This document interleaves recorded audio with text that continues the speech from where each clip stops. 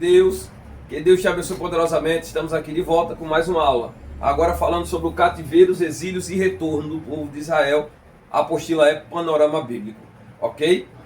Já deixa seu like, se inscreve no canal, hypa o vídeo e compartilha. E nos ajuda a continuar com esse conteúdo, tá certo? Você fazendo isso nos ajuda muito. E também segue a gente lá no Instagram, tá aí o arroba aqui embaixo. Você vai ver, tá bom? Deus abençoe a todos.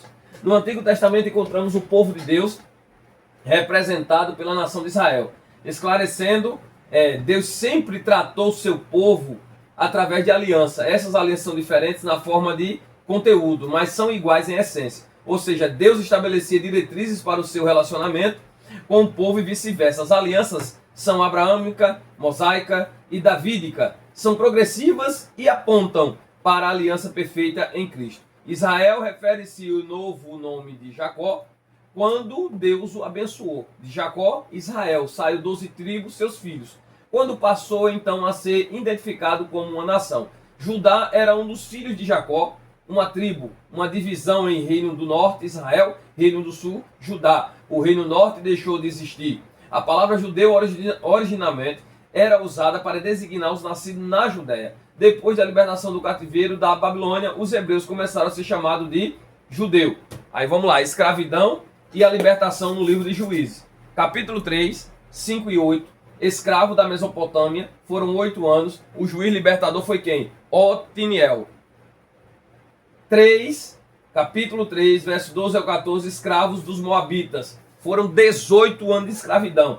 O juiz libertador foi Eude e Sangá. No capítulo 4, foram escravos dos cananeus. Foram 20 anos de escravidão. E quem libertou foi Débora e Baraque. Lembrando que teve uma participação de uma mulher nesse evento de Débora e Baraque, chamada Jael. No capítulo 6, eles foram os escravos dos midianitas. Foram 7 anos de escravidão. O juiz libertador foi Gideão. Após isso, o escravo dos filisteus, 18 anos de escravidão, e o juiz que liberta ele era Jefté. Depois, no capítulo 13, teve a escravidão dos filisteus, que foram 40 anos. E o juiz libertador foi Sansão. Então a gente vai vamos falar do cativeiro assírio, em 2 Reis, capítulo número 17, e que está condicionado ao Reino Norte de Israel no ano de 721 a.C.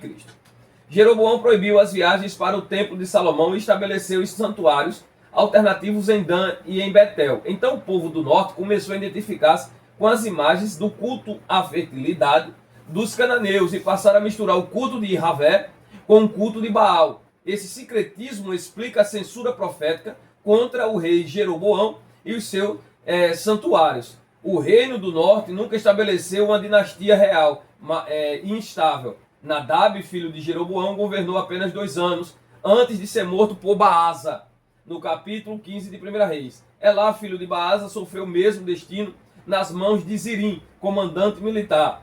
Aí é capítulo 16 de 1 Reis. Mas Zirim reinou apenas 7 dias, antes de outro general chamado Onri citar sua capital em Tiza. A morte de Zirim dividiu a lealdade do povo entre Onri e Tibni, mas o primeiro acabou prevalecendo. Orim, por fim, estabeleceu politicamente o reino do norte e comprou a Samaria, fazendo a capital permanente do reino norte, até que fosse destruída pela Assíria no livro de 1 Reis, capítulo 16. A atitude mais nociva do reino norte talvez tenha sido a aliança com a próspera cidade fenícia de Tiro, um palco selado com o casamento do seu filho Acabe e Jezabel. Irmão, é aí que a gente entra.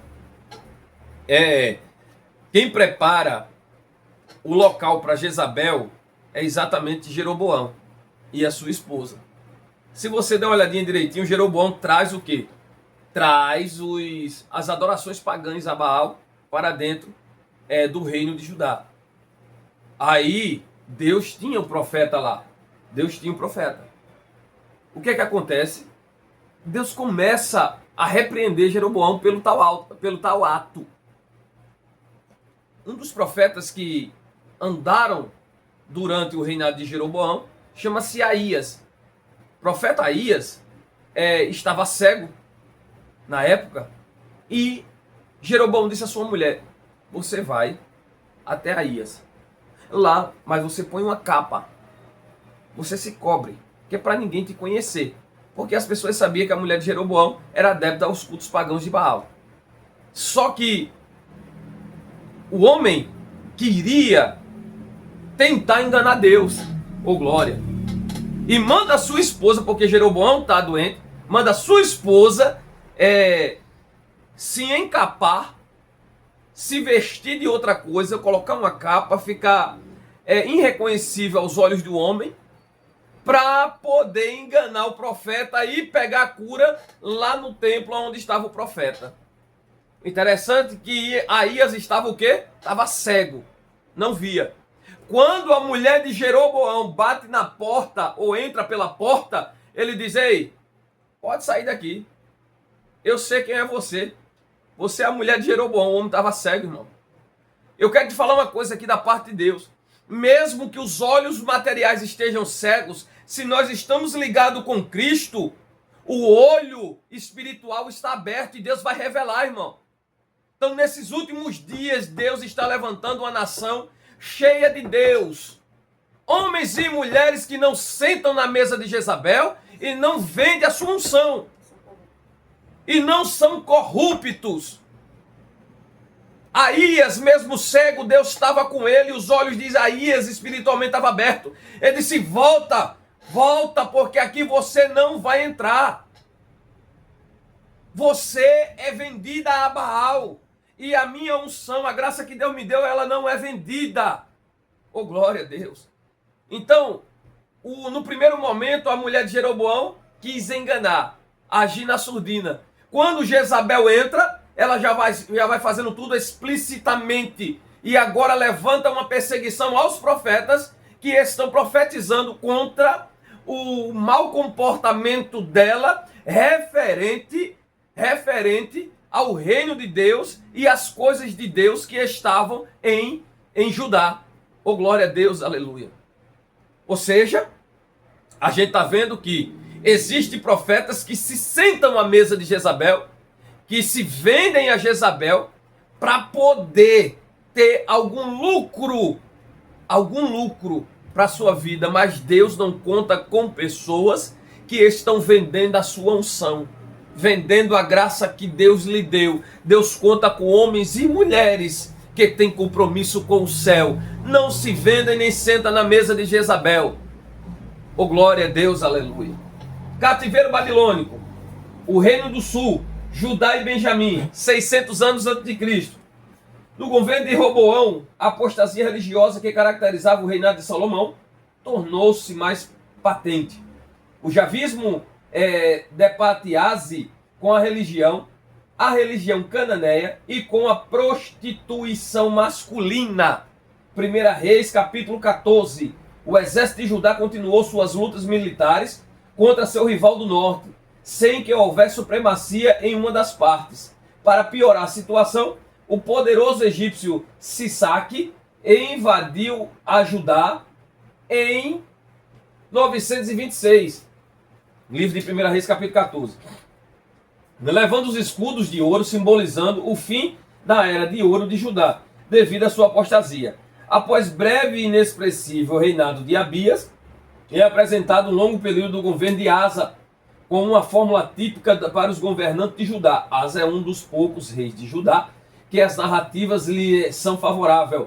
Tematicamente, ele representa o primeiro reformador religioso de Judá. Amém, povo de Deus? Então aqui eu quero descer para a gente abrir uma cronologia de judeus entre as nações. Então vamos lá, 721 começa a linha temporal.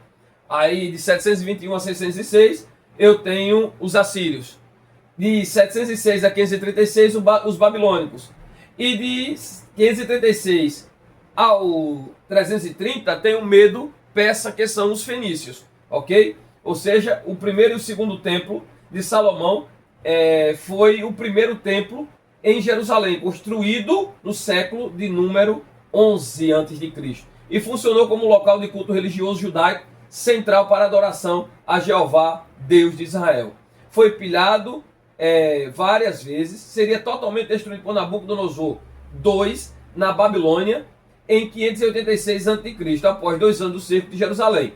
Ok? Aí, décadas mais tarde, em 516, após o regresso de mais de 40 mil judeus do cativeiro babilônico, foi iniciada a construção no mesmo local do segundo templo.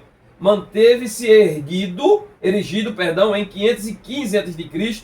e 70 depois de Cristo, tendo sido, durante este período, o centro de culto à adoração do judaísmo no século II. O segundo templo foi profanado por Antíoco Epifânio, que mandou sacrificar uma porca sobre o altar. Este incidente deu origem à revolta dos Macabeus. O templo foi quase totalmente destruído pelas tropas do general e o futuro imperador romano Titus Flávio em 70, abafando aquilo que foi uma grande revolta judaica, onde morreram mais de 1 milhão de judeus. Uma primeira revolta que acontecera em 136 a.C. E a terceira seria liderada pelo suposto Messias Bar Kokhba em 135 depois de Cristo. A única porção do segundo templo que ainda hoje se encontra de pé é o Muro das Lamentações. Interessante, irmão, que na última destruição do cerco romano de Jerusalém, Deus resolve levantar novamente os muros de Jerusalém. Quem levanta agora é um cara chamado Suleiman II, conhecido como Magnífico. Ele chamou um dos judeus ortodoxos para poder construir Jerusalém novamente. Interessante que esses caras são tão maus, irmão, que falam mesmo assim: Jerusalém tinha um muro, e no muro a gente tem que fazer um cemitério depois do muro, de frente à Porta Formosa. Sabe por quê, irmão? Porque Jesus disse que quando ele fosse voltar, ele passaria novamente pelo Portão Dourado, pela Porta Formosa. E os judeus ortodoxos sabem do voto nazireado. O voto nazireado diz que um homem nazireu não pode tocar em coisa morta, tomar vinho, cortar o cabelo ou pisar em solo onde tem gente enterrada, ou seja, em cemitério. Aí eles fazem o quê? Põem um cemitério de frente à Porta Formosa. Porque se um nazireu chega lá dizendo que é Jesus, ele diz: não, você não pode pisar em solo. Como é que você vai passar na Porta Formosa se você não pode passar por cima do solo? Que o solo está contaminado de sangue. Aí, irmão, vem uma profecia linda, datada de 655 anos antes de Cristo, no livro de Zacarias, capítulo número 14, versículo número 9, vai dizer assim: e eis que quando virá o Senhor, repousará os seus pés sobre o Monte das Oliveiras. O Monte das Oliveiras fica de frente para a Porta Formosa. O cemitério está embaixo. O Monte das Oliveiras do outro lado, de frente ao vale. Se não falha a memória, é o vale, junta-se o Vale de Guiena com o Vale de... eu esqueci agora o nome do vale, mas são dois vales em um só. Mas tem um Vale de Guiena e o segundo vale que passa de frente. Se os irmãos souberem, deixa aqui o comentário, por favor, tá? Aí o que é que acontece? Aí, profecia datada de 655 anos antes de Cristo, capítulo 14 de Zacarias, ele vai dizer: e eis que quando virá o meu Senhor, repousará os seus pés sobre o Monte das Oliveiras. E lá o monte fenderá do norte para o sul. E novamente o meu mestre entrará pela Porta Formosa. Imagina que profecia, irmão. Ele está dizendo que Deus vai abrir a terra de um lado para o outro para limpar o cemitério e permitir que o Messias passe pelo meio. Oh, glória a Deus. E novamente abra a porta que está fechada por esses homens maldosos e truculentos que não querem ver a Cristo. Oh, glória a Deus. E ele está dizendo: ele virá e buscará a sua igreja para reinar com ele. Oh, glória a Deus. Então, irmão, a gente fica firmado nessa promessa. A gente abraça essa promessa porque sabemos que cremos em um Cristo ressurreto e que virá buscar a igreja. Amém, povo de Deus? Que Deus abençoe a todos em nome de Jesus. Fique com mais uma aula. Deus te abençoe poderosamente, irmão.